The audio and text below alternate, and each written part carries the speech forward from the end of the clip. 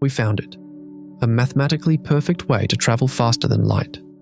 A theoretical engine to reach 1,000 light years away in a single lifetime. But this perfect solution is actually a cosmic trap because you're surfing on a wave of spacetime itself. And for this, you pay 3 deadly prices. First, it requires a negative energy that doesn't exist with the mass of Jupiter. Second, you can never control it because while the ship travels at 600,000 kilometers per second, your signals are stuck at 300,000 kilometers per second. Third, you annihilate your destination with a giant blast of radiation. But the truly disturbing part is that this device, Alcubierre, is also a time machine. This raises a much deeper question. If you too want to see how ruthless the universe can be to protect its own logic, then like and subscribe. Because you are about to witness a war between the laws of physics. Are you ready?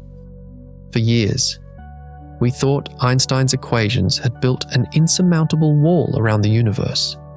The world of physics had accepted that faster-than-light travel was impossible.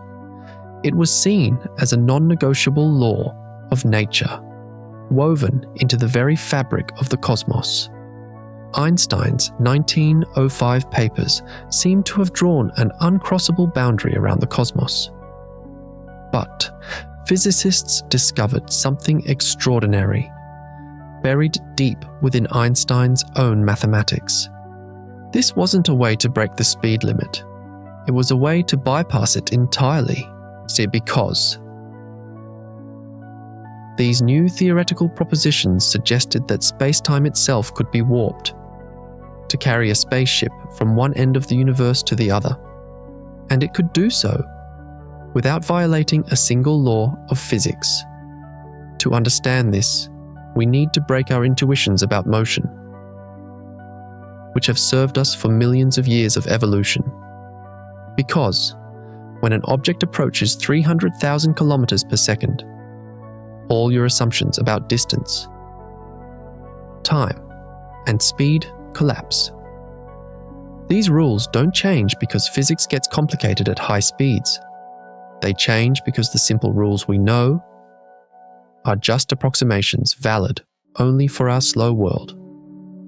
Seeing the speed of light as just a technological barrier might be humanity's greatest mistake, because 299,792 kilometers per second is not just a speed we can't overcome.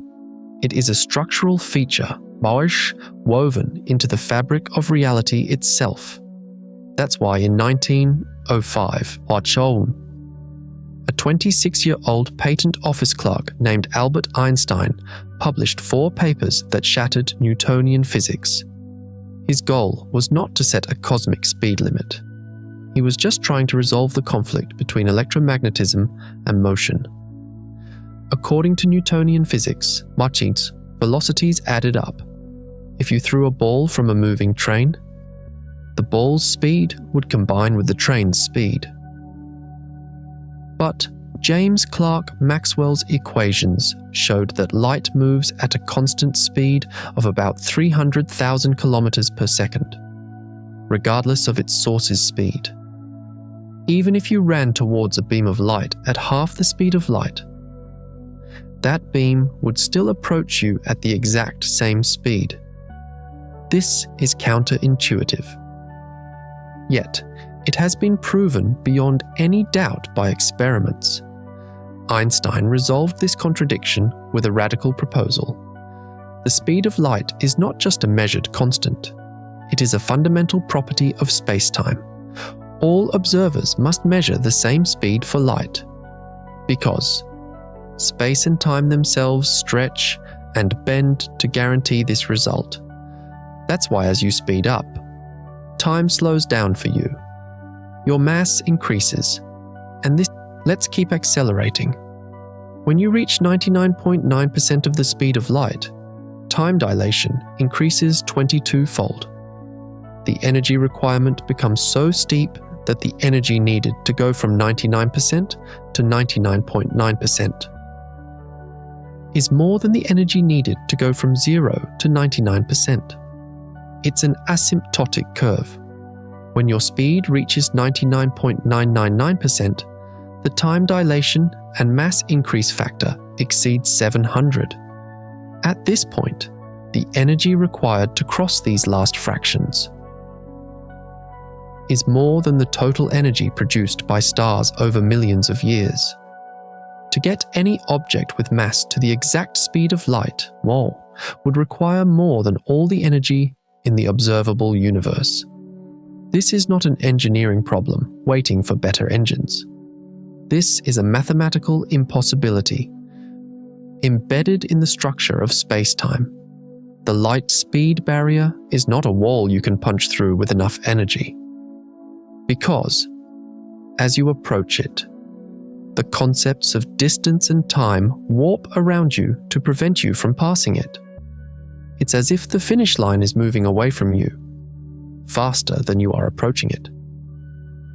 But the story doesn't end there, because in 1916, Einstein proposed a second Alcubierre, game-changing theory, general relativity. This theory described gravity not as a force, but as a curvature of space-time caused by mass and energy. This new framework from Einstein left a back door that wasn't fully understood until 1994. Special relativity says nothing can go faster than light within space. But general relativity makes a crucial distinction. Objects cannot go faster than light within space. Yet, there is no limit to how fast space-time itself can expand or contract. That's why during cosmic inflation, after the Big Bang, space expanded so rapidly that regions separated from each other much faster than light. Even today, galaxies at the edge of the observable universe are receding from us faster than light. These galaxies are not moving at superluminal speeds through space. The space between us is expanding. This is not a technicality. It is a fundamental feature of physics, just like an ant on an inflating balloon. The ant obeys its own speed limit. But the surface of the balloon can expand much faster than the ant can walk. This is the exact principle that physicist Miguel Alcubierre used in 1994 to propose a warp drive metric. The idea is not to move the ship through space. It is to change the geometry of space-time around the ship. The ship sits inside a bubble of flat space-time. The space in front of this bubble is contracted, while the space behind it is expanded. This doesn't move the ship. It moves the piece of space the ship is in relative to the rest of the universe, like a surfer on a wave. The surfer doesn't move relative to the water. It's the wave itself that moves, carrying the surfer along. The passengers inside this bubble would feel no acceleration. Locally, they would never pass the speed of light. They would remain stationary in their own little patch of flat space. But the flat region, inside this warped geometry wave, would move many times faster than light relative to outside observers. A 4-year journey to Alpha Centauri could take days or hours. Thanks to this geometry, the math allowed it. Einstein's field equations contained precise and rigorous solutions corresponding to such a moving bubble. This wasn't a cheat. This was taking advantage of the very structure of general relativity. However, this mathematical permission slammed into one of physics' greatest roadblocks. When Alcubierre put this metric back into Einstein's equations, he discovered that the matter required for this geometry was shocking, because it was not positive, not zero, but had even less energy than the vacuum of space itself. and a warp drive required Hart's negative energy density. This is a shocking concept. Normal matter bends spacetime inward, like a bowling ball on a rubber sheet creating a dimple. This is gravity. But exotic matter, with its negative energy, would have to do the opposite. It would have to push space, compressing the front of the bubble and expanding the back. This matter would have to create an effect opposite to gravity. It would have to repel space. When the bill for this geometry was calculated, the resulting energy requirement seemed to mock physical reality, because Alcubierre's initial calculations showed that the negative energy required for a single warp bubble was equal to the mass energy of the entire observable universe. This was impossible. Even if you converted all the stars, all the galaxies in the universe into energy, you couldn't move a single ship. This was a bitter discovery, showing that the laws of physics allowed the mathematical geometry, but did not provide the bricks to build it. It was like a car that was allowed to drive but had no fuel. But as the years passed, physicists didn't give up. They searched for ways around this impossibility, because if they could make the geometry more efficient, perhaps they could reduce the energy requirement. So, they revisited the equations again and again. They optimized the shape of the bubble, the thickness of its walls, every single parameter, and these optimizations worked. The required amount of energy was first reduced to the mass of a sun, then to the mass of a Jupiter, and finally, with more advanced models from physicists like Harold White, it was brought down to the mass of a Voyager probe, about 700 kilograms. This might seem like a huge reduction, but there was a problem. This 700 kilograms had to be negative energy, not positive. So can known physics produce negative energy in a lab? Yes. But behind this yes hides a giant but. Quantum mechanics shows that negative energy can be produced on very small scales, through phenomena like the Casimir effect, when two metal plates are brought close together in a vacuum on a micron scale. The quantum fluctuations between them are less than those outside. This means there is less energy between the plates than in the empty space outside, meaning negative energy. However, the amount of negative energy produced by the Casimir effect is extremely small, on the order of a billionth of a joule per cubic meter. The amount needed for a warp drive, even at 700 kilograms JATAs, was colossal. There is a difference of trillions of quadrillions between the amount required and the amount we can produce. This is greater than the difference between a mountain and an atom. So, for years, physicists thought this negative energy requirement made the warp drive a mere mathematical fantasy. The equation worked on paper. But the universe did not provide the material to make it real. It was as if the universe itself had a defense mechanism against such technologies. On one hand, it said, "You can do it," while on the other, it built an insurmountable wall. This situation pushed scientists to ask new and more radical questions. What if we are looking at the wrong fuel? What if negative energy isn't the only way? And yet, new papers published in the last few years have made a claim that could radically change the situation. Scientists are suggesting they have found theoretical ways to create warp-like geometries, using only the positive energy we know, without needing exotic matter. It's if this is true, the wall of impossibility could suddenly become an engineering problem.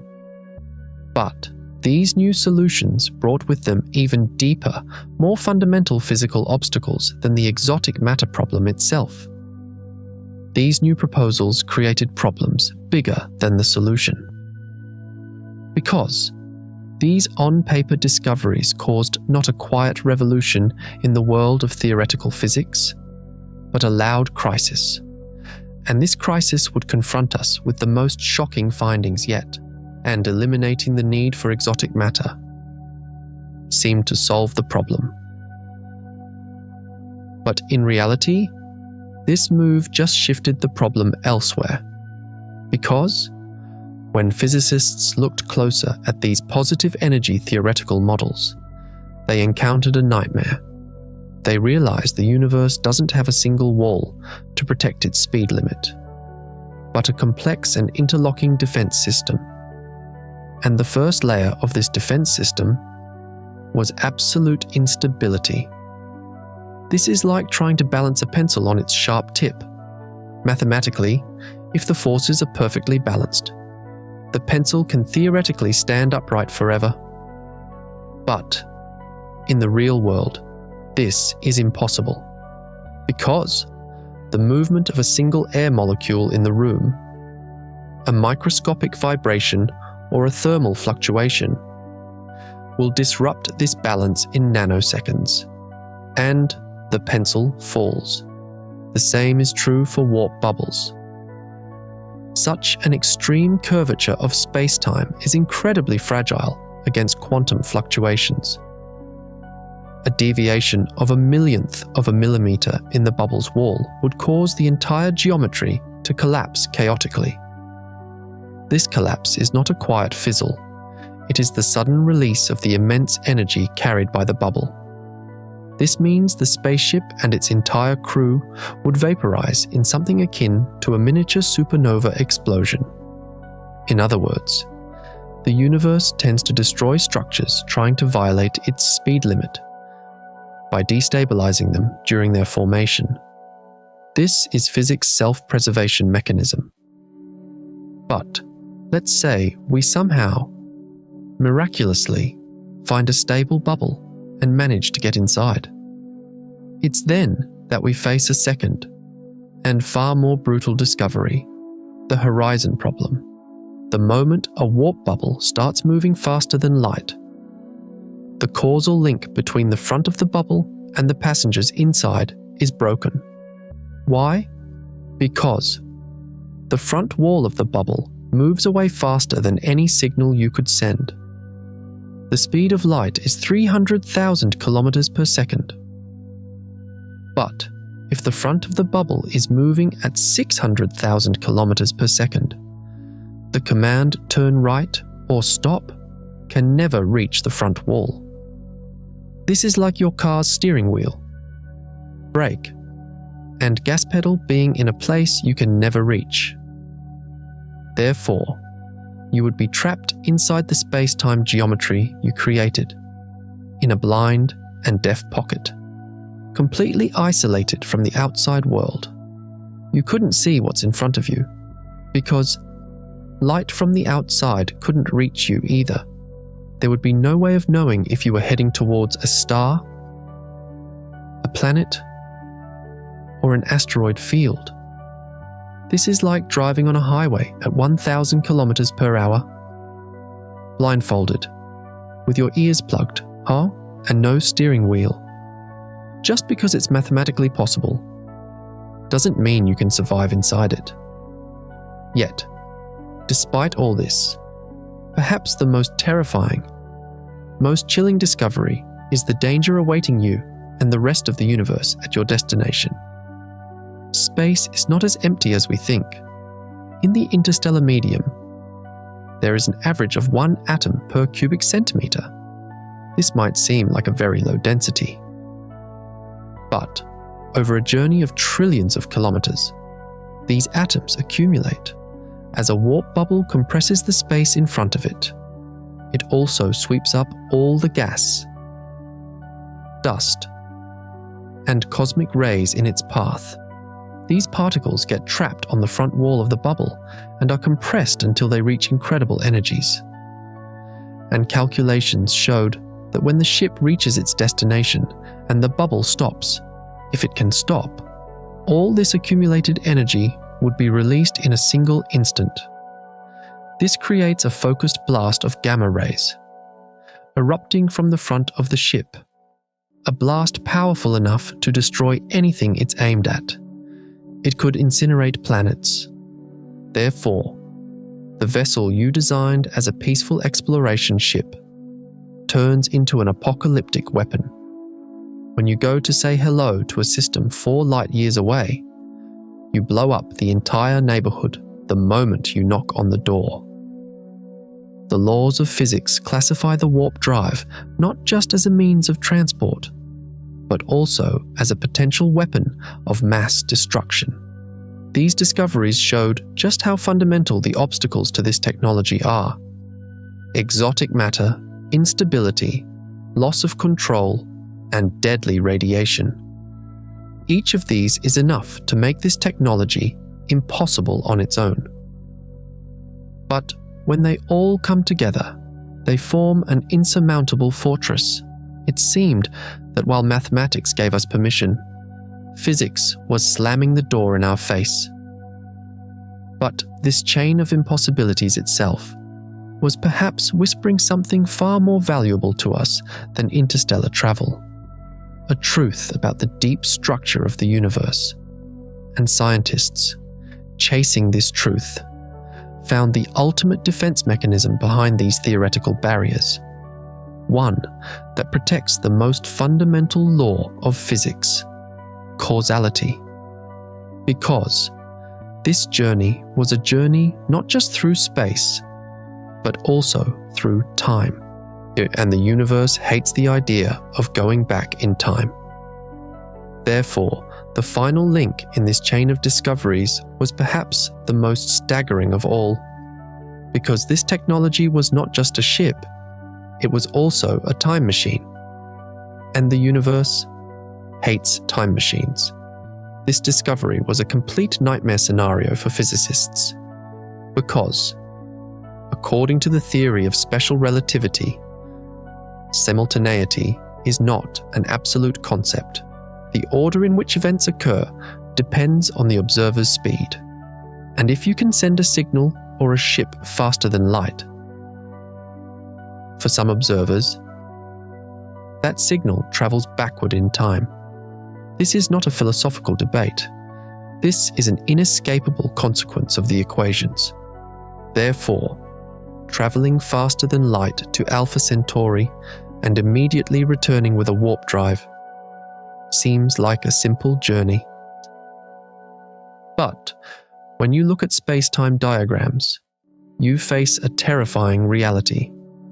With a certain combination of speed and trajectory, you arrive back on Earth before the moment you departed. You could watch yourself leave.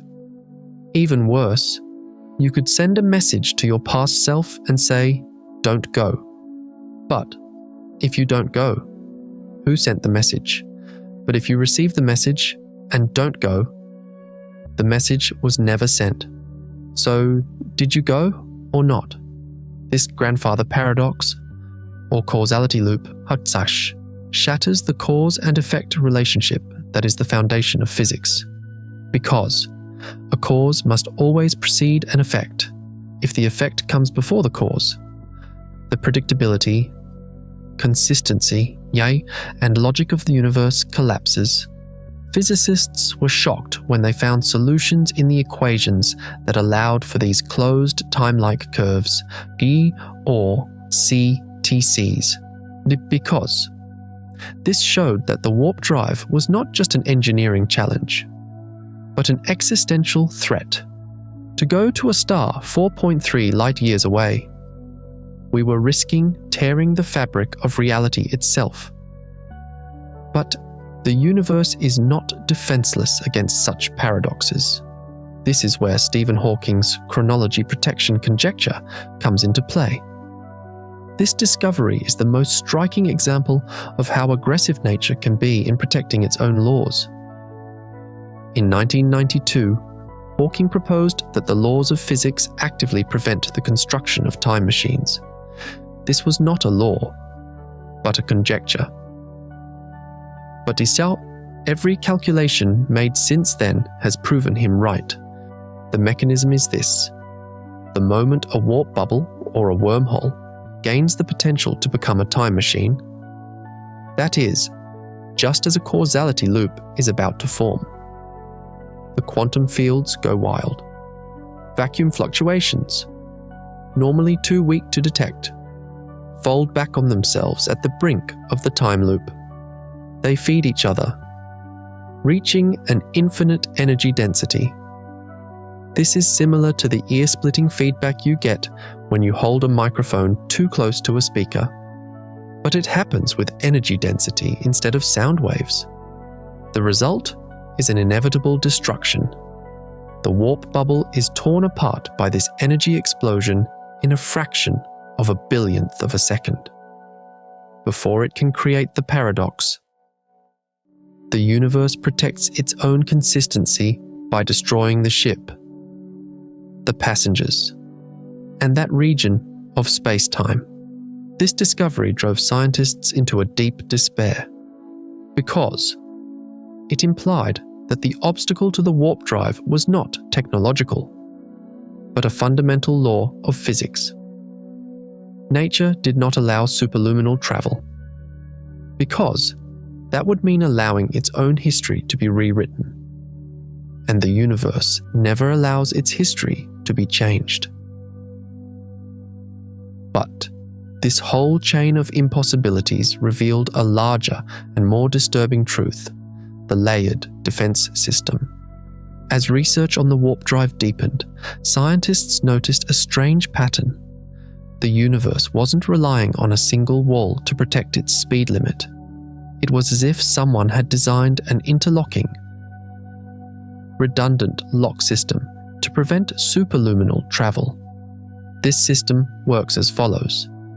When you try to solve the exotic matter problem, you encounter the stability problem. When you think you've solved stability, the horizon and uncontrollability problem appears. If you assume you've solved the control problem, you face the deadly radiation problems. And if you miraculously overcome all of these, the principle of causality and quantum back reaction delivers the final blow. This could not be a coincidence. Physicists realized that each obstacle was actually connected to the others. The need for exotic matter was linked to focusing theorems. Focusing theorems depended on energy conditions.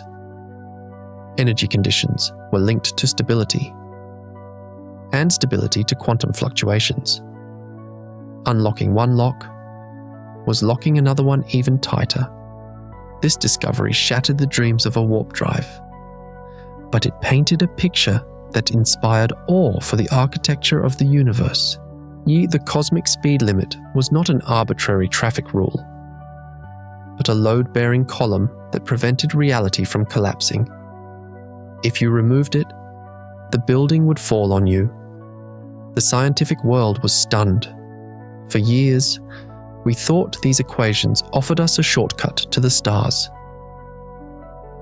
But it turned out the equations were telling us why we could never take that shortcut, why we had to choose the longest path. Although these findings seemed like humanity's greatest disappointment, they were in fact proof of how robust, how protected, and how consistent the structure of the universe is. But now, a bigger question forms in our minds. If nature has locked this door so tightly, what is it hiding behind it? And more importantly, how exactly does the mechanism of these locks, this delicate dance between space-time curvature, quantum fields, and negative energy, work in the finest technical detail, behind the scenes of these processes that physicists call impossible? How exactly do the fundamental gears of the universe turn? And how do these locks, these walls, and these complex defense mechanisms actually work? Behind the scenes of the processes physicists call impossible. How do the fundamental gears of the universe turn? Now, we need to step away from the world of fast and shocking discoveries and dive into the depths of the lab, into the heart of the equations, and into the fine mechanics of space-time. Because the devil, as always, is in the details. These technical details are not just mathematical abstractions. They are the architectural blueprints of reality. And these plans will show us how the warp drive is simultaneously both possible and impossible. To get to the very heart of this contradiction, first, how do these locks and these complex defense mechanisms actually work? Behind the scenes of the processes physicists call impossible, how do the fundamental gears of the universe turn? Now, we need to step away from the world of fast and shocking discoveries and descend into the depths of the lab. We must dive into the heart of the equations and into the fine mechanics of space-time. Because the devil, as always, is in the details. And these technical details are not just mathematical abstractions. They are the architectural blueprints of reality. The most fundamental mechanism at the core of the warp drive, more subtle, is the elasticity of space-time. To understand this, we must stop thinking of space as an empty and passive stage. Space is more like an elastic fabric. The spaceship remains stationary within a small bubble called flat space. The fabric of space in front of this bubble contracts, meaning the walkway is pulled inward. The fabric of space behind the bubble expands, meaning the walkway is pushed outward. This pushing and pulling motion propels the bubble and the ship inside it forward. Physically, this is described by a mathematical object in Einstein's field, equations called the metric tensor. The metric tensor defines the distance between 2 points in space. In front of the warp bubble, the values of this tensor decrease. So, a physical distance of 1 kilometer suddenly behaves as if it has shrunk to 1 meter. Behind a distance of 1 meter stretches as if it were 1 kilometer. The ship locally never exceeds the speed of light 300,000 kilometers per second. But the piece of space it's in slides relative to the rest of the universe at 10c, 100c, or 1000c. Special relativity forbids objects from moving faster than light through space. But it places no limit on how fast space itself can expand or contract. The expansion of the universe from the size of a proton to the size of a grapefruit in an incredibly short time of 10 to the power of minus 32 seconds after the Big Bang is the greatest proof of this mechanism. Therefore, the warp drive is so effective because it separates motion from the concept of displacement. The ship doesn't move, it is displaced. The second critical mechanism required for this geometry to work is negative energy density. This is the most counterintuitive concept and normal. Positive energy matter bends space-time inward, like a bowling ball on a rubber sheet, creating a dimple. This is gravity. But to compress the space in front of the warp bubble and expand the space behind it, you need to push space-time outward. We can compare this to inflating a balloon. Positive pressure, blowing, pushes the balloon's surface outward and expands it. Negative pressure, sucking, pulls the surface inward. In a warp drive, to expand or inflate the space behind the ship, we need exotic matter, that is, negative energy. This matter creates an effect opposite to gravity. It repels space. Mathematically, in the energy-momentum tensor on the right side of Einstein's equations, T mu nu, the energy density term must be less than 0. In quantum mechanics, This has been observed with the Casimir effect. When two metal plates are brought very close together on a micron scale in a vacuum, the quantum fluctuations between them are less than those outside. This means there is less energy between the plates than in the empty space outside, meaning negative energy. But the amount of negative energy produced by the Casimir effect is extremely low, on the order of a billionth of a joule per cubic meter.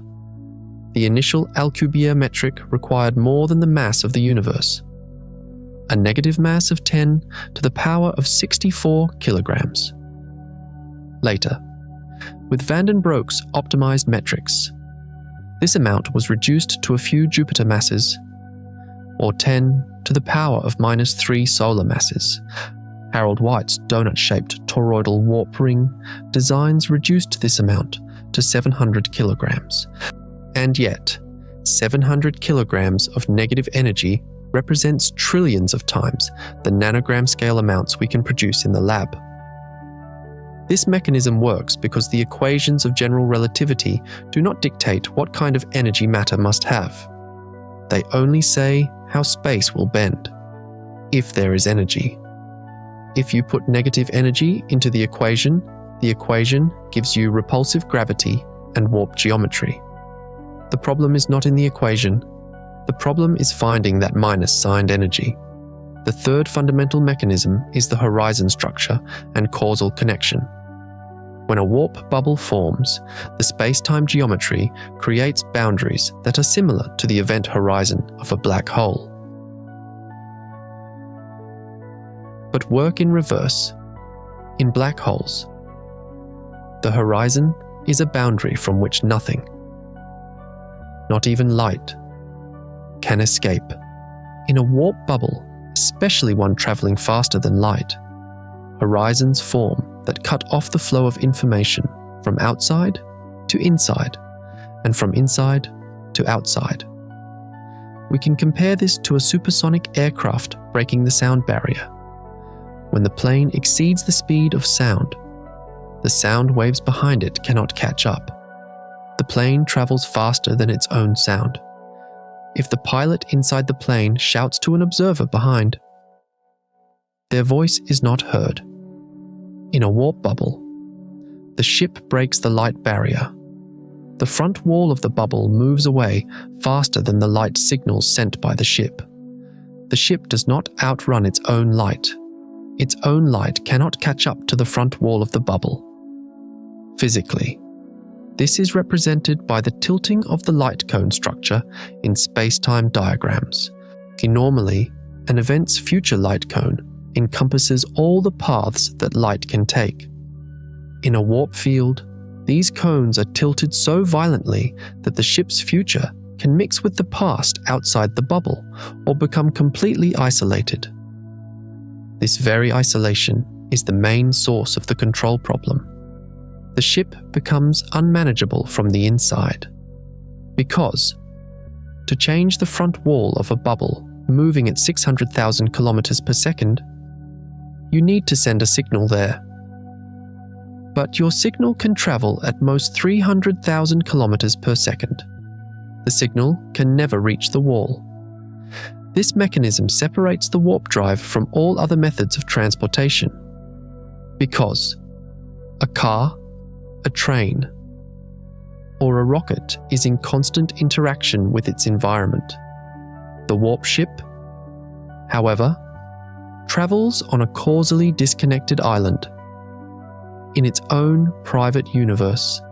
This is efficient because there is no friction, no air resistance, and minimal interaction with cosmic dust.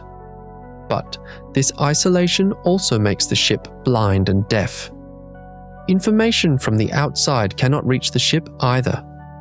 The passengers would see absolute darkness behind them, and in front of them, if the horizon permits, a dazzling, blue-shifted wall of radiation. Therefore, these technical details show that the warp drive is not just about going fast, it's about fundamentally rewriting the rules of space-time, flexible space, negative energy, and horizon structure. Each of these mechanisms pushes, stretches, and sometimes breaks the limits of the physical laws we know. But in the depths of the equations, there may be other geometric tricks waiting to be discovered that could allow us to overcome these problems. Physicists are trying to bypass these constraints by working on positive energy warp solutions, by changing the way spacetime is bent. And among these geometric tricks, the one that has been most contemplated, most written about, and perhaps our only realistic way out in recent years are these positive energy geometries. Tired of hitting the negative energy barrier, physicists turned the question around. They asked, how can we create a warp-like effect using only the positive energy we have, without using exotic matter? This is like a chef trying to bake a cake with only vegetables, without using flour or sugar. The result may not be exactly a cake, but it could be something that fulfills the function of a cake. That is, it feeds you. This new approach gave birth to the concept of slower-than-light, or subluminal warp drives. The idea is this: instead of trying to exceed the speed of light, let's use warp mechanics to reach speeds very close to the speed of light. Exceeding the speed of light, being superluminal, requires exotic matter and creates causality paradoxes. But reaching 99% of the speed of light, or 0.99 c, theoretically eliminates most of these problems. This is like a jet flying just before breaking the sound barrier. You don't create a shockwave. There is no sonic boom. But you still go incredibly fast. Physically, this mechanism relies not on pushing spacetime with negative energy, but on pulling it by distributing positive energy in a very specific way. Physicists like Bobrick and Martyr, in a paper published in 2021, showed that normal matter arranged in a spherical shell could make the spacetime inside flow differently from the spacetime outside. This shell acts as a kind of gravitational shield. It separates the inner time flow from the outer time flow. If you adjust the mass and density of the shell correctly, you can slow down or speed up the time inside. While this doesn't move the ship, it changes the properties of the piece of space the ship is in, altering the effects of acceleration for an outside observer. For example, normally as you approach the speed of light, your mass approaches infinity and you can't accelerate further. But in these new geometries, the effect of mass increase can be suppressed, as therefore, it might be possible to approach the speed of light with much less energy. Let's compare it to conventional rockets. Going to Mars with a chemical rocket like the Saturn V takes 7 months. With nuclear thermal rockets, this time can be reduced to 3 months. But going to the nearest star, even with our best technology, would take 70,000 years. With a subliminal warp drive, if you can reach 90% of the speed of light, the journey to Alpha Centauri would take only 5 years, Earth time. For the passengers, due to time dilation, this journey would feel like 2.5 years. This may not be as fast as a superluminal warp drive, but it is a miraculous improvement compared to 70,000 years. And most importantly, it doesn't require negative energy. This mechanism is effective because instead of trying to achieve the impossible, it pushes the boundaries of the possible. Instead of breaking the laws of physics, it bends them to their extreme limit. The second alternative mechanism is soliton waves. This concept in physics describes waves that propagate without dispersing or coalesce, maintaining their shape. Tsunami waves in the ocean that travel for kilometers without breaking up are solitons. Similar waves can also be created in the fabric of space-time. This mechanism allows the warp bubble to advance as an autonomous and stable structure. The positive energy solitons proposed by Eric Lentz in 2021 work by bending space-time in a hyperbolic way, instead of Alcubierre's spherical bubble. Lentz's design uses a complex Hutter's plasma-like structure. This structure creates diamond-shaped patterns in the space-time fabric. These patterns only require positive energy density. So, theoretically, you could create this wave with a sufficiently dense plasma or electromagnetic field. There is no need for exotic matter or negative mass. When we look at the physical details, this solution uses the previously overlooked hyperbolic shift vector components of Einstein's equations, while conventional solutions focus only on the expansion and contraction of space. Lentz's solution also takes into account the bending and shifting of space. According to Lentz's calculations, the energy required for a 100-meter spaceship is equivalent to hundreds of times the mass of Jupiter. Yes, this is still a colossal figure. But this is not impossible negative energy. It is engineering-wise difficult positive energy. We cannot produce even 1 gram of negative energy. But positive energy is abundant in the universe. We just need to figure out how to concentrate it. This soliton mechanism is revolutionary compared to traditional warp theories, because it is the first warp drive design to fall into the category of physically constructible. While old designs began with, if we had a magical substance, this design begins with, if we had enough energy. The difference is the difference between a fantasy and an engineering project. This mechanism is effective because it reduces the problem from an existential impasse to a logistical challenge. We can work to reduce the energy requirement. But we cannot work to create a non-existent substance. The third and perhaps most speculative mechanism is based on modified gravity theories. Everything we've discussed so far assumed that Einstein's theory of general relativity is 100% correct. But physicists think that general relativity is insufficient to explain dark matter and dark energy on large scales. Therefore, alternative theories such as FR gravity or Brans-Dicker theory have been developed. These theories slightly alter the rules of spacetime curvature. We can compare this to updating the rules of a game. In Einstein's version, LIGO, there is a rule, no warp without negative energy.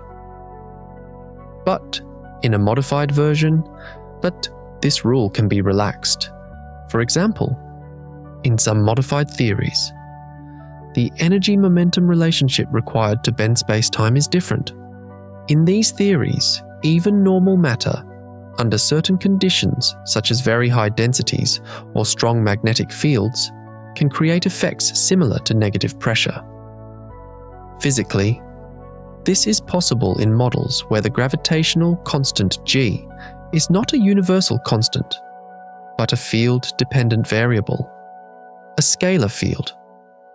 If g can be locally altered around the warp bubble, then the amount and type of energy required also changes. Some calculations suggest that within the framework of these theories, the energy required for a warp drive could be reduced from the mass of a planet to the mass of an asteroid, about 10 to the power of 18 kilograms. This is still 10 billion tons of energy. But we are no longer on astronomical scales, but on mega engineering scales. This approach puts warp drive research on a whole new footing, because it shows that the solution may not lie in changing the ship or the engine, but in changing our understanding of physics. If we misunderstand gravity, perhaps creating a warp is much easier than we think, or the opposite, much harder. This mechanism is effective because it reminds us that the space of possibilities has not yet been fully mapped. If the physics we know doesn't allow it, perhaps the physics we don't know does. All these mechanisms, flexible space, soliton waves, subluminal solutions, and modified gravity, are all telling us the same thing. The door to the universe may be locked, but perhaps its window is open. Instead of hitting the negative energy wall, we are looking for ways to go around it. Tunnel under it, sqrt, or bend the rules a little. And these theoretical maneuvers on paper are now taking us out of the realm of pure thought experiment and preparing us for a concrete, measurable, and perhaps constructible future. But beyond all these theoretical discussions, mathematical equations, and abstract models, the truly exciting thing is that scientists are now starting to see things in the lab, in the real world, because theory can only go so far. Eventually, you have to ask nature, is this possible? And get the answer through experiment. And now, these experiments in the world of lasers, vacuum chambers, and microscopic detectors are beginning to tell us an unexpected, breathtaking story. And just when we thought we were stuck at the microscopic scale in the lab, the real miracle happened. We had to take our eyes off the microscopes and turn them to the telescopes, because nature may have already done on a cosmic scale what we theoretically called impossible, while physicists were struggling with equations on blackboards. Astronomers may have found traces of natural warp drives in the depths of space. This is the greatest irony in human history. While we debate how to do it, the universe may have been doing it for billions of years. And now, this cosmic evidence is knocking on our door to confront the data we have. The first epic moment was the discovery of gravitational waves, and this discovery whispered to us one of the universe's loudest secrets. And just when we thought we were stuck at the microscopic scale in the lab, the real miracle happened. We had to take our eyes off the microscopes and turn them to the telescopes. Because, like Ian, nature may have already done on a cosmic scale what we theoretically called impossible, while physicists struggled with equations on blackboards. Astronomers may have found traces of natural warp drives in the depths of space. This is the greatest irony in human history. While we debate how to do it, the universe may have been doing it for billions of years. And now this cosmic evidence is knocking on our door to confront the data we have. The first epic moment came with the discovery of gravitational waves. This was the most deafening silence humanity had ever heard. September 14th, 2015, the LIGO detectors picked up a signal from 1.3 billion light-years away. The collision of two black holes. This event was the ultimate, indisputable proof that spacetime could be warped. But what was truly shocking was the energy of this collision. In a tiny fraction of a second, as these two black holes merged, they radiated an energy equivalent to 3 solar masses into space in the form of pure gravitational waves. This amount was 50 times more than the total light energy emitted by all the stars, all the galaxies in the universe at that moment. A single event. A single moment. And this moment unleashed a power that outshone the brightness of the entire universe. This power propagated not as light or matter, but as a ripple in the fabric of space. Why is this discovery so critical? Because it showed us just how stiff, how resilient space-time is, but also how much it can be bent with immense energy. We knew theoretically the amount of energy required to bend space. But seeing it in practice in a natural event changed everything. Those impossible energies calculated by Alcubierre existed in nature. The universe could produce these energies and ripple space-time like a sheet. This was the first concrete proof that the energy density required for a warp drive could physically exist in the universe. The scientific world was shaken, because impossible energy was now downgraded to the category of difficult energy. Theories came off the paper and met the violent reality of the universe. And this was just the beginning. The second epic moment came with the understanding of the nature of dark energy, one of cosmology's greatest mysteries. This was the universe's biggest secret. In 1998, astronomers discovered that the expansion of the universe was not slowing down, but accelerating. Something was pushing galaxies apart. This repulsive force made up 68% of the universe, and its properties perfectly matched the exotic matter required for a warp drive. A negative pressure, dark energy, instead of pulling space-time inward like gravity, was pushing it outward. This was exactly what Alcubierre needed to expand the back of his warp bubble. The universe was filled with the fuel for a warp drive. Not just filled, Tyrus. The universe itself was made of this fuel. The numbers were staggering. Every cubic meter of empty space in the universe contained about 10 to the power of -9 joules of energy. This may seem small, but when multiplied by the volume of the universe, the total energy is 14 times greater than the total of all matter and radiation.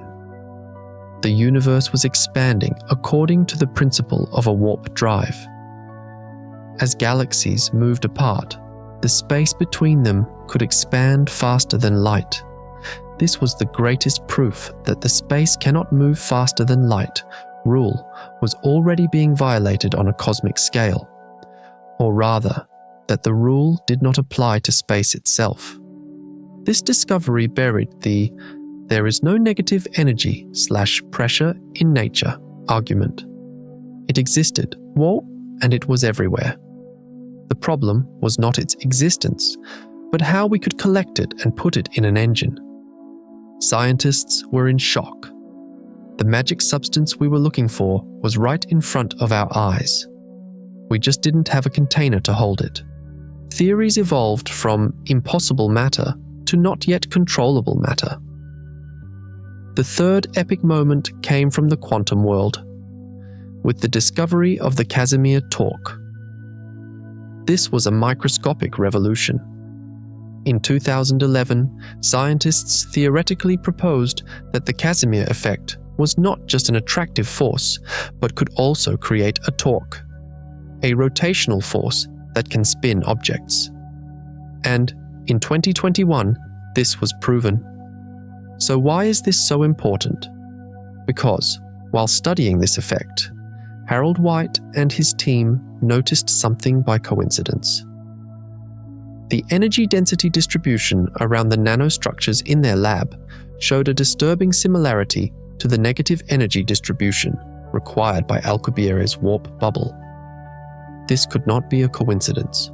White, working on a DARPA-funded project, announced that he had accidentally discovered a micro-warp bubble geometry. This structure was not a real warp bubble. It was not moving. But mathematically, it had created the negative energy density profile that a warp bubble should have. On a microscopic scale and in a laboratory, it's a reflection of a deeper, non-local reality. If space is not a fundamental reality, then instead of bending or compressing, it perhaps we can skip it entirely. This was no longer an engineering problem, but a problem of reality perception, and this led us to a much deeper question. The next epic moment came this time from one of the universe's most violent events, neutron star collisions, the LIGO and Virgo detectors. On August 17th, in 2017, detected both gravitational waves and light from an event known as GW170817. For the first time in history, we were observing both the ripples of spacetime and electromagnetic radiation from the same cosmic event. But the real bombshell was the difference in arrival times between these two signals. After a journey of 130 million light-years, the gravitational waves and the gamma-ray burst arrived at Earth just 1.7 seconds apart. This was an unbelievable precision. In a race of 130 million years, they had reached the finish line at almost the same time. This measurement proved that the speed of gravitational waves, that is tau, the speed of space-time curvature, was equal to the speed of light with a precision of 1 part in 10 to the power of 15. The speed of light and the speed of gravity were practically the same. Why was this such an epic discovery? Because it killed most of the modified gravity theories in a single blow. Many of these theories had assumed they could facilitate the warp drive because gravity propagated at a different speed than light. But GW170817 showed that this was not true. Einstein was right once again. On one hand, this was a disappointment because we understood there was no easy way out. But on the other hand, it was an incredible victory because it showed us how robust, how consistent the fundamental rules of the universe are. There was no magic trick for the warp drive. If we were going to do it, we had to do it within Einstein's rules, much the hard way. For the scientific world, this was the end of one road, but also the beginning of a new and more challenging one. The paradigm shifted from bending the rules to using the rules in the most efficient way. And finally, the most personal, most philosophical epic moment came from our own planet, jacked Earth. But this time, we looked not up, but down, into the depths of the Earth. Scientists had known for decades that Earth's solid inner core rotates slightly faster than the rest of the planet. But studies published in 2023 showed that this rotation has been slowing down and may have even reversed. This could be part of a 70-year cycle. This may seem like a geophysical detail, but its meaning is much deeper.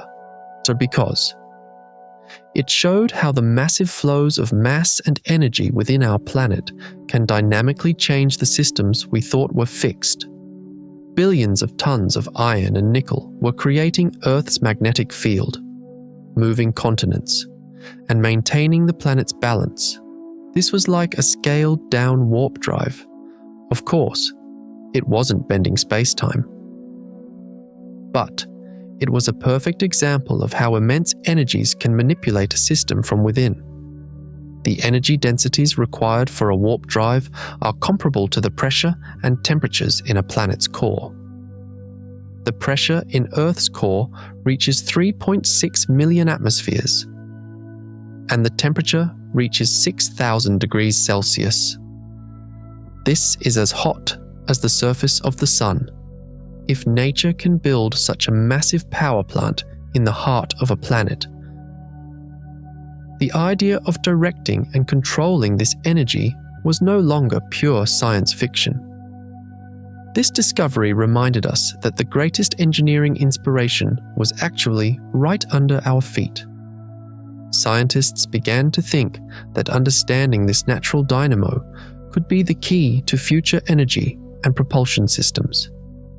This turned the problem from creating energy to learning how to use existing energy.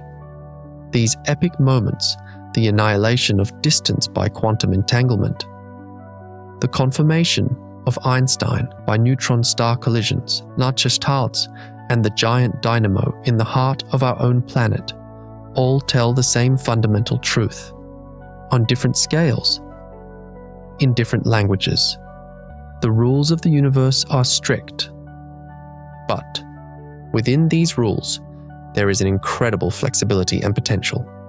We are not offered shortcuts, but we are given tools, very powerful, very dangerous, but also incredibly creative tools. All these theoretical discussions, these epic observations, and these shaken paradigms now bring us to a single, inevitable question. Now is the time to stop and think. What does all this knowledge, this power, and these impossibilities truly mean for us, for the curious primates on this blue planet? What shape will our dream of reaching the stars take in the light of this new and harsh reality? Because these discoveries redefine not only how the universe works, but also our place in that universe. And this new definition is perhaps the most challenging truth we have ever faced. But because when we look behind the curtain, there are not just equations and stars. There is a mirror, and what we see in that mirror is both terrifyingly and hopefully ourselves. There is a mirror, and what we see in that mirror is both terrifyingly and hopefully ourselves. Now is the time to stop and think. What does all this knowledge, this power, and these impossibilities truly mean for us, for the curious primates on this blue planet? What shape will our dream of reaching the stars take in the light of this new and harsh reality? Because these discoveries redefine not only how the universe works, but also our place in that universe. And this new definition is perhaps the most challenging truth we have ever faced. Therefore, we must now ask ourselves the most fundamental question: who are we? Yet and in this cosmic ocean, where exactly is our place? On one hand, there is the mind-boggling scale of the observable universe, spanning over 93 billion light-years, trillions of galaxies, each with hundreds of billions of stars, and countless planets orbiting these stars. On the other hand, there is you, on this vast stage, a consciousness trapped in an average 1.7 meter body, with a lifespan of about 80 years. The chasm between these two scales is greater than the difference between a grain of sand and all the oceans. How can we be such meaninglessly small beings? Oh, in such a colossal structure, how can we be both a part of everything and yet be nothing at all? This is the first and most fundamental paradox of our existence, the brutal contrast between cosmic grandeur and personal smallness. But there is a tragic truth to this contrast. This truth is that we will physically never be able to reach almost any part of this universe. The light speed barrier, that rigid, merciless wall, confines us to this small blue island. Even to reach the nearest star system, Alpha Centauri, would take our fastest rockets 70,000 years. The billions of worlds glittering before our eyes are in fact unattainable mirages for us. We can see them, we can know they exist, we can even analyze the chemistry of their atmospheres. But we cannot touch them. This is like looking at what you want most through a shop window, knowing you can never have it. This is a cosmic prison sentence. Therefore, the deep awe we feel when we look at the universe is also mixed with a deep sadness. We are the children standing on the shore of this infinite ocean. who can never set sail. This is our tragedy. But within this tragedy lies an incredibly beautiful truth. We may not be able to go there physically, but our minds have already gone. That organ inside the 1.7-meter body, that wet, spongy organ weighing about 1.5 kilograms. The brain has a complexity as great as the universe itself, and this brain, using the language of mathematics, using the eyes of telescopes, and using the methodology of science, can travel 13.8 billion years back in time, to the first moments of the Big Bang. We cannot go there, but we can understand it. We cannot touch it, but we can formalize how it works. We are a way for the universe to know itself, to be aware of itself. This is our greatest power, so you are a part of this power. You are not a speck of dust lost in that vast emptiness. You are a consciousness that gives meaning to that emptiness. When you close your eyes, a part of the universe darkens for you. When you open your eyes and look at the sky, the universe watches itself through your eyes.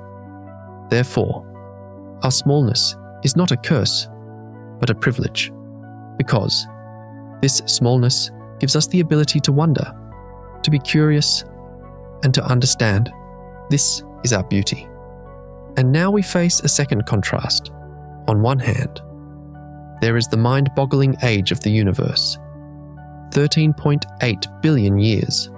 On the other, your brief, momentary existence. If we were to compress the entire history of the universe into a single year, all of human history would correspond to the last few seconds after 11:59 p.m. on the night of December 31st. But your life would be shorter than the blink of an eye within that last second. How can we be such transient beings in such an overwhelming flow of time? How can we be both a part of this infinite story and not even be a single word of it? This is the second great paradox of our existence, the dizzying contrast between cosmic infinity and personal transience. The tragic truth of this contrast is that nothing we do, say, or think will leave a permanent mark on a cosmic scale. The greatest empires we build, the deepest poems we write, the greatest loves we live, all will be lost like a drop in the ocean of time. Billions of years from now, when the sun expands and swallows the earth, no trace will remain of anything that ever lived on this planet. This is the coldest, more harshest face of nihilism, the idea that everything we do is meaningless, because nothing is permanent. This is a feeling of existential emptiness. Therefore, even in life's most intense moments, a part of us is always aware of this transience. This is the subtle melancholy that seeps into even our happiest moments. We are leaves drifting in the river of time, who can never fully know where the river comes from or where it is going. This is our fate. But within this transience lies an incredibly valuable truth. Yes, we are transient. But it is this very transience that gives meaning to every moment. If we had an infinite life, no moment would have a special value. Procrastination would be an infinite option. But because our time is limited, every moment, every choice, every relationship becomes priceless. Like saying, I love you, saying, I'm sorry, watching a sunset, or holding a child's hand. All these actions might be meaningless to an infinite being. But for us, they mean everything. Because we know that we may not have the chance to live this moment again. You are a sum of these moments. You are a being composed of a series of transient moments, but one that imbues these moments with a permanent meaning. Your existence allows at least one corner of the universe, even for a moment, to realize itself, love itself, and mourn for itself. Therefore, our mortality is not a flaw, but a gift, because this mortality gives us a reason to live, to love, and to value. This is our wisdom. And finally, let's face a third contrast. On one hand, there is the overwhelming, cold loneliness of the universe that surrounds us. Galaxies are millions of light years apart. Life, if it exists at all, is so rare and so distant that we are practically alone. The deafening silence of the Fermi paradox rings in our ears. Where is everybody? On the other hand, there is the complex, noisy, and intertwined network formed by the billions of humans, animals, and plants on this planet. How can we be both so cosmically alone and so biologically together? How can we be both a scream in the silence of the universe and a note in the chorus of life? This is the third great paradox of our existence, the sharp contrast between cosmic isolation and planetary connection. The tragic truth of this contrast is that, in the grand scheme of things, no one is coming to save us. The truth is that the universe does not care about our problems. If we destroy this planet, ruin the climate, or destroy each other, the cosmos will not shed a single tear. For the universe, we are no more important than an ant colony on the African savanna. This is a terrifying responsibility. This is like walking a tightrope without a safety net. This is the purest, most brutal definition of being an adult. There is no longer a greater power watching over us, protecting us. We have to fend for ourselves. Therefore, the deep feeling of loneliness we sometimes feel is not just a personal emotion, but a reflection of our species' cosmic condition. We are billions of passengers in a single lifeboat, in this vast darkness. This is our condition. But in this loneliness lies our greatest hope, because if there is no one to save us, it means we have to save each other. If the universe doesn't care about us, it means we have to care about each other. Our cosmic loneliness is the strongest bond that connects us to one another. Because we are all in this boat together. You are a part of this bond. Your actions, your choices, your kindness, or your hatred affect everyone else in this boat. We are connected to each other by invisible threads, like entangled particles at the quantum level. Perhaps the silence of the universe is a chance for us to find our own voice. Perhaps instead of waiting for a message from the outside, we should learn to communicate better among ourselves. Therefore, our loneliness is not a weakness, but a call to unite. Because this loneliness reminds us that the most valuable thing is not the stars, but the person next to us. This is our humanity. These are the contrasts, grandeur and smallness, infinity and transience, loneliness and connection, the philosophical crossroads to which our search for the warp drive has brought us. This search has taught us not only how to bend space-time, but also what it means to be human. But at the end of this journey of thought, there is one more truth awaiting us. Perhaps the real reason behind all this searching, all this effort, is not to go to the stars. Perhaps the real reason was to understand why staying home is so important. Because the ultimate lesson this journey has taught us was perhaps the simplest of all. And this lesson is that the dream of traveling to the farthest corners of the universe was perhaps the simplest of all. And this lesson showed us that the dream of traveling to the farthest corners of the universe is actually, deep down, nothing more than a desire to return home. Because when we realize that the only way to reach the most distant stars is to remain perfectly still where you are. Everything changes. This is a deep truth that general relativity has been telling us since 1916, as absurd as it may sound. Instead of accelerating the ship, you contract the space in front of it and expand the space behind. With this technique, you could reach Alpha Centauri, 4 light years away, in just a few days. But the price for this journey is truly horrifying, because to bend space in this way, you would need to compress energy equivalent to the mass of Jupiter into the size of an atom. That is why this theoretically perfect plan, Rollbeats, turns into a practically impossible suicide mission. And this brings us to a fourth contrast. On one hand, there are the incredible, almost magical permissions that physics grants us. You can bend space, you can slow down time, you can go faster than light. The equations allow it on paper. On the other hand, there are the ruthless, ironclad restrictions that reality imposes on us. Negative energy, instability, causality paradoxes. Every permission comes with a prohibition that makes it impossible. How can the universe give with one hand and take away with the other? How can we be both so powerful and so powerless?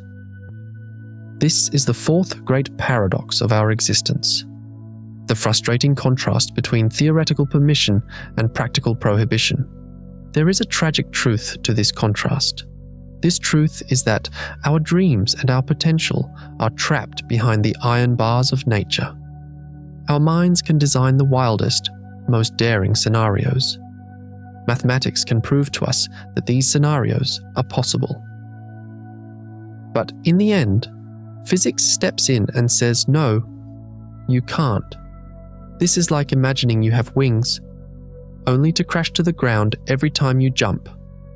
This is like having your most creative ideas, your brightest projects, rejected by boring realities like insufficient budget or technical impossibility. This is the constant suppression of the human spirit's desire to expand, explore, and transcend by the immutable laws of the universe. Therefore, every great breakthrough in science is also the discovery of a new and more complex obstacle, and every answer gives birth to 10 new questions. And this process can sometimes be exhausting, sometimes discouraging. We are a species that chases the impossible, but can never quite reach it. This is our constant struggle. But in this struggle lies the deepest meaning, because the fact that the universe sets such strict limits on us is perhaps not a punishment, but an education. If we could do everything, nothing would have any meaning. Unlimited power means unlimited boredom. But limits teach us creativity, intelligence, and perseverance. To solve a problem, we must first understand its limits. Is the warp drive impossible? Then how can we get around this impossibility? No negative energy? Then how can we create the same effect with positive energy? Science is precisely this creative struggle against these limits. So you are a part of this struggle. Every difficulty in your life, every obstacle, every you can't, is actually an opportunity pushing you to be stronger, smarter, and more creative. The universe does not offer us an easy path, because easy paths lead us nowhere. It offers us a difficult path, because what is truly valuable is not the destination, but what we learn on that difficult path. Therefore, our limits are not our prison, but our school. This is our growth. And all these thoughts bring us to one final contrast. On one hand, there is the breathtaking complexity, elegance, and order of the universe, the unfailing consistency of the laws of physics, the universal language of mathematics. the incredible design that manifests itself in everything from the spiral arms of a galaxy to the hexagonal symmetry of a snowflake. On the other hand, there is the randomness, the chaos, and the meaninglessness that exists within this order. Quantum fluctuations, genetic mutations, asteroid impacts. The universe is both as regular as a clock and as random as a roll of the dice. How can such a perfect order arise from such unpredictable chaos? How can life be built on such a delicate balance, yet be subjected to such meaningless violence? This is perhaps the deepest paradox of our existence, the unsettling contrast between meaning and meaninglessness. The tragic truth of this contrast is that no matter how hard we try, some things are beyond our control. You can lead the healthiest lifestyle, but still get sick due to a random genetic mutation. You can build the safest city, but still lose everything in an unexpected natural disaster. See, this is the fundamental uncertainty of life. This reminds us how fragile our belief that everything has a reason is. In the face of the deafening randomness of the universe, this is the "why me?" scream we feel when we lose a loved one or face a tragedy. Because sometimes there is no why. Sometimes things just happen. This is one of the hardest truths to accept, because it means the universe is not a fair place. We are beings who think we live in an orderly garden, but are reminded at any moment that we are actually in the middle of a wild forest. This is our vulnerability. But in this vulnerability lies our greatest freedom. Because if everything is not predetermined, if a part of the universe is truly random, it means that we can create our own meaning. It says if there is no inherent meaning in the universe, sqrt, then we can be the beings that give meaning to this universe. This is the most fundamental lesson of existentialism. The meaning of life is not something found else, but something created. You are this creator. You are an artist who weaves meaning into a meaningless series of events with your own values, your own choices, and your own love. Perhaps the universe was deliberately left as a blank canvas, and we've been asked to fill that canvas with our own colors. Therefore, the meaninglessness of life is not a curse, but an invitation. It is an invitation that calls us from being passive spectators to being active participants. This is our art. Now we know that in this universe, we are both immense and tiny. We are both part of an infinite story and a momentary spark where we are both utterly alone and deeply connected to each other. We know that our dreams are limited by the laws of physics, but these limits make us more creative. We know that the universe is both orderly and chaotic, but this chaos gives us the freedom to create our own meaning. This journey, which began with the quest to travel faster than light, has brought us to a much deeper place, to ourselves. As we approach the end of this long and deep journey, we understand that the real point was not to go to the stars. The real point was what we learned about ourselves along the way.